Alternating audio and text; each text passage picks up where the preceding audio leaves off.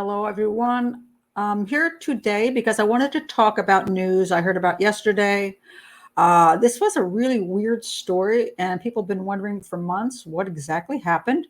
This is the story of the California family that was found dead on a remote hiking trail that who supposedly died of hypothermia and possible dehydration, or not possible, probable dehydration.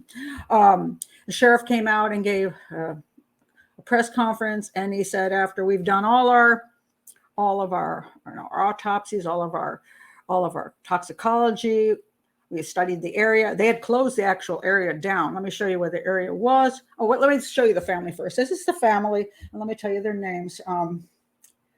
By the way, they were found, I'm going to read this here. The family was found dead in August on a hiking trail in a remote area of the Sierra National Forest. Their names were, this was Jonathan Gerrish, then there was Ellen Chung. This was their 1-year-old daughter, Aurelia. And then they also had their, if you look over here, that's the family dog, an 8-year-old dog, an Aussie Akita mix. And his name was Oski. So this family, you see that they're hiking here, but this is snowy. Now we're going to change the scenario. They actually weren't in the snowy region at that time. They were in this area, which is really dry, and it's August. So what happened was they went hiking.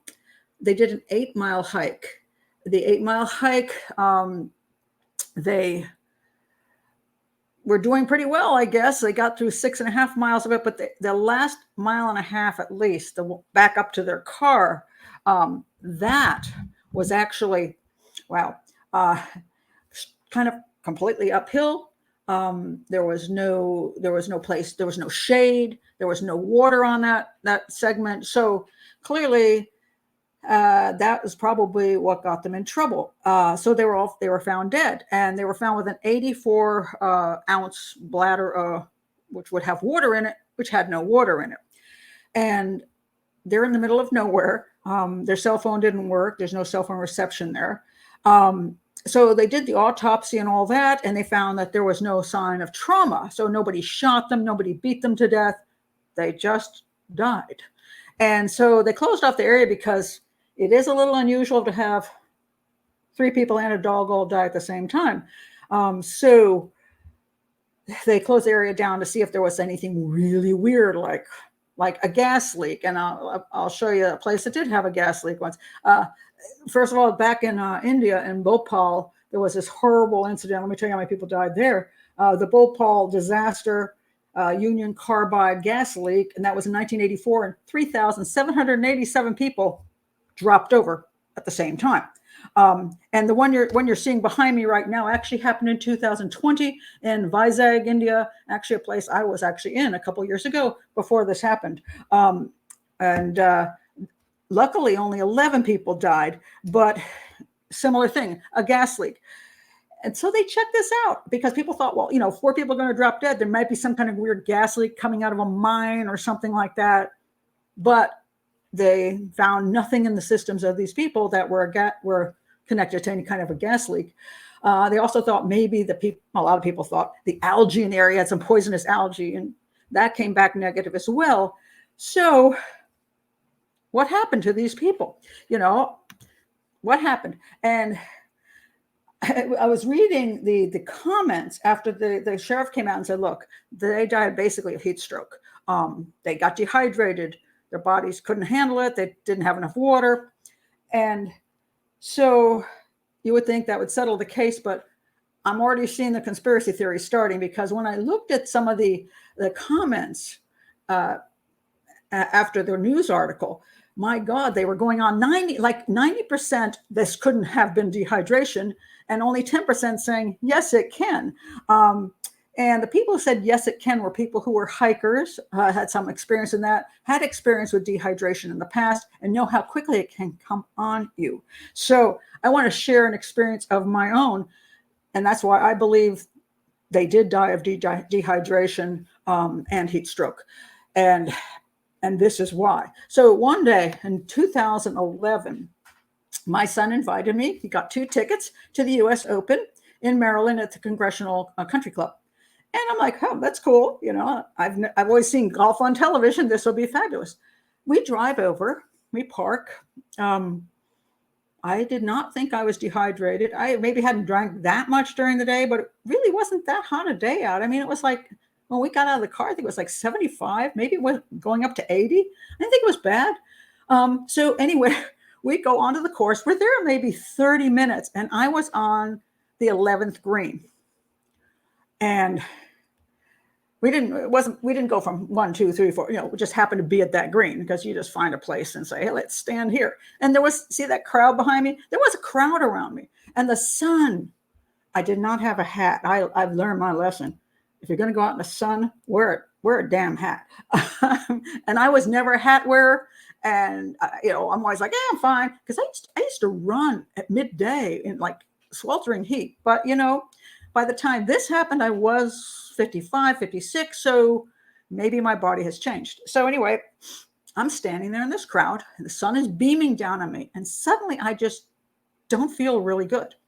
So I say to my son, hey, I'm going to go over to the snack bar up there, get myself something to drink. And he goes, okay, Mom, I'll see you in a bit. I start walking toward the snack bar, and I make it about halfway. It's not really far. It's not like a mile away. It's like I can see the snack bar. I got halfway there, and I felt so off. I sank to the ground on my knee, and I'm like crouched over on the ground. And this man comes walking by me. And he's swinging this water bottle. And I just looked up and I just reached up and snatched that water bottle right out of his hand and started drinking it. And I remember the look on his face. I'm drinking the water and he's looking down at me going, what? Who just snatches a water bottle out of somebody's hand as they're walking by? And then you could see this like look dawn on his face like, oh my God, for somebody to do this, she must be in trouble. And he said, are you okay? And I'm shaking, no. And then this crowd, people started coming over and they're trying to hand me things. And at that point, I think my son must have looked up or over and saw me. And he came over and said, I'll run up to the snack bar and get some, something hydration type drinks. And he came back and I was drinking the drinks and people were handing me like salt, like chips and stuff. And I had this really weird feeling of just I wasn't blacking out at that point, but it felt like blackness was coming in. I can't explain it, but it was a horrible feeling where I thought I'm either having a stroke or a heart attack. This is not good. And at that point, my sons, they had an emergency golf cart come up, and my son said to me, "Hey, Mom, do you want to get in the golf cart and go to the emergency tent?" They had like, it's the U.S. Open. They have a ER tent. It's like decked out, it's really amazing, and it's free. So, and I felt horrible. And normally I'm the kind of person, and if you know me, you know this is true, I do not go easily to ERs or hospitals. It's got to be something really wrong. And I said, yes, I want to go. And I got in the golf cart, helped me in because I was a little shaky, and they took me to the ER, and it took my blood pressure. It was 80/40. And they're like, whoa. And they're like, oh, here's some Gatorade. Here's this. And I drank it and nothing changed. At that point, they hooked me up to an IV and they gave me 2 bags of fluid. And then my blood pressure came back to normal. I'm going to say I was dehydrated. I was having some kind of heat stroke. It wasn't good. And it came on so incredibly quickly. I went from happy getting out of my car, 30 minutes, just hanging around a golf course, and it wasn't that hot. The funny story about this is I get home, and there's this news report that comes out, and it says, spectator collapses on the 11th green at the U.S. Open. And I'm like, oh, come on, they're writing about me. That incident, it turned out it wasn't me. It turned out a 29-year-old man also collapsed at that green, and he actually really collapsed. His heart stopped. They were doing, they were trying to keep him alive, and they got him to the hospital and they defibrillated him, and he survived. But one of the comments they made was, no, it wasn't that hot out there that day. This was not a swelteringly hot Washington, D.C. day. This was actually not bad. but two of us keeled over on the same green. It was hours apart, and his story was much more serious than mine. So mine did not make the paper, but it was just so weird that coincidental like that. But so now you have a family and they go out. Let's go back to where they were. They go out on a day that supposedly it started out more like 75 degrees, but then was shot up to, at this area, by the time they were going up toward that hill area, it's like 109 degrees out there. That's hot. And you've already been walking a long way. And God knows, I have to say, the wisdom of taking a 1-year-old child out, and this is not the smartest thing to do. And you have a dog. And so what happens is, they had this 84-ounce bladder of water, which was dead empty. So I was thinking, how much water is that? And so here we have my Diet Pepsi bottle. And that is, oh, well, wait a minute. What was it? It is 12. Oh, no. Look at this. Okay. There's 3 servings per bottle. 12 fluid ounces is in a serving. This is 36 ounces. I'll do an ad for Diet Pepsi, but I'll make no money for it. 36 ounces. They had 84 ounces. That is, okay, so 2 of these is 72. I'm going to show bad math skills. 72, and then maybe this much more.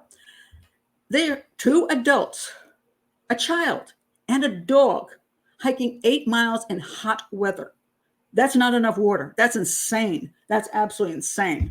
And especially with dogs are sloppy little things. So, you're trying to pour water in that dog's throat. You're not even getting most of it in his mouth. It's like, that's going to be a mess. Maybe you put down, I don't know, maybe they put down a bowl and slopped it, but dogs are dogs. And then two of these bottles and a little more for 2 adults, a baby and a dog, for 8 miles of hiking in hot as hell weather. Is a disaster waiting to happen. And the other thing is, it's also about electrolytes. So, when your body starts collapsing, sometimes you can even drink and drink and drink, and it's not enough because you don't have the electrolytes. So one of the things I do now, if I do go any place, because I'm paranoid now, I have my hat, I have a lot of water, but I also bring along with me things to give me electrolytes. I have always a bag of it's a mixture of kelp and raisins and nuts. And then I have oranges with me, and then, some kind of drink that's more of an electrolyte drink. And then I make sure I'm not out there on a miserably hot day that's going to kill me. So do I believe the sheriff is correct? Yes, I do. I think they did a very thorough investigation. I think there's a horribly sad case of unprepared people making probably not the best choice. Maybe just thinking because it started out cooler in the morning, this is going to be fun. We're going to go for this great time. And they miscalculated, did not plan well. And it was just a horrific tragedy. But, no, folks, it wasn't algae. It wasn't gas from a mine. It wasn't aliens that came down and killed them. It was the simple fact that you can't go out in miserably hot weather and not bring the proper liquids with you and electrolyte solutions with you. You just can't do that. So, folks, if you're going to go out and you're going to go into rural areas where you don't even have phone service, and let me tell you, even if you had phone service, when I went down at the Congressional Golf Club, I went down quickly, and my blood pressure was 80/40 quickly. And if that ER tent hadn't been there, or they couldn't have rushed me to a hospital and ambulance, I don't know what would have happened to me. I don't. And I can't believe how fast it happened, because I was feeling fine one minute, and next minute I'm like ripping bottles out of people's hands as they walk by, quick. So people say, how did three people? Well, the baby had no choice. The baby's a baby. 2 adults and a dog. Why couldn't one of them made it back to the car? Well, I'm going to guess somebody collapsed first. And then they were trying to get water to that person. And then the heat is doing that. And they're trying to stay with that person. And eventually they collapse too. And the dog's just going to sit there and die with them. And the baby, of course, has no choice either. So one of them went down first. And I don't know which one it was, but they couldn't probably get back to the car. And that was that. So very, very tragic situation. But folks, it's not a case where we have to be suspicious of it for the next 10 years. But, I bet we're going to see a lot of, I don't think it could have been heat stroke or dehydration or hyperthermia. It couldn't be that. Yes, it can. It can. A very sad case. So anyway, I just wanted to talk about that today because I know what it feels like to have that happen to you. And I feel very sorry that that happened to that family. So anyway, that is my thoughts on that particular case today. And I will see you next time at some point in the future.